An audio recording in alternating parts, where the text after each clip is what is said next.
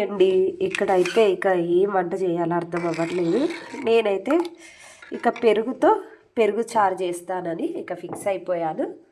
అందుకే ఆల్రెడీ ఇందులో నేనైతే కొద్దిగా సాల్ట్ వేసేసుకొని కొంచెం వాటర్ మరి పలుసగా కాకుండా ఇక్కడ చూపిస్తున్న విధంగా ఇలా ఉంటే సరిపోతుంది. కొద్దిగా వాటర్ వేసుకోవాలి, అలాగే సాల్ట్ వేసుకున్నాను. ఇప్పుడు దీంట్లోకి ఆనియన్స్ వేసుకోవాలి, పచ్చి ఆనియన్సే వేసుకోవాలి. ఇక్కడ ఆనియన్స్ అయితే కట్ చేసుకున్నాం కదండి. ఇప్పుడు ఈ ఆనియన్స్ని మనము ఇందులో వేసేసుకుందాము. దీన్ని ఒకసారిగా కలిపేసుకుందాము.